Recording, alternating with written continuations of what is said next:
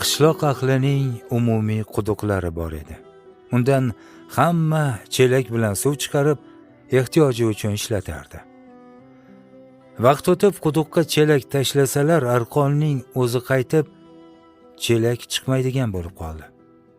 Buning sababini bilmagan aholi quduqni jinlar makon tutib olgan degan gumonga borishdi. O'zaro maslahatlashib, kimnidir unda nimalar bo'layotganini bilib chiqishi uchun tushirmoqchi bo'lishdi. Lekin hamma o'z jonidan qo'rqar, chelakdek qaytib chiqmaslikdan hadiksirar edi. Shunday bo'lsa ham oralaridan bir yigit chiqdi, lekin u shart qo'ydi. Quduqqa tushishi uchun arqonni boshqalar bilan birga uning akasi ham ushlab turishini istashini aytdi.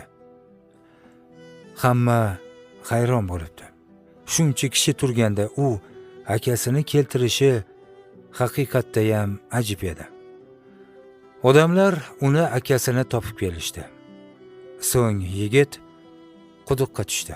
Ichida bir daraxt shoxi borligini ko'rdi. Chelaklar o'sha shoxdan o'ta olmay bo'sh chiqayotgan ekan.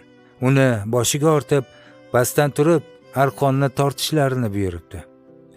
Quduqning og'ziga yaqinlashganida hammani ko'zi shoxga tushibdi.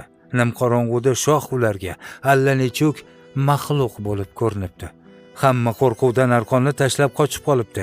Faqat uning akasigina inisini hayotidan xavotir olganidan jon jahdi bilan chiqarib olishga urinibdi. Yigit quduqdan chiqib olganidan keyin qishloq ahli akasining chaqirishining sababini anglashibdi. Aka-ukachilik rishtalariga zarar beradigan narsalarni doimo bartaraf eting, chunki hech kim sizni aka-ukangizdek quvvatlamaydi. Opa-singlingizdek hech kim sizga mehribon bo'lmaydi.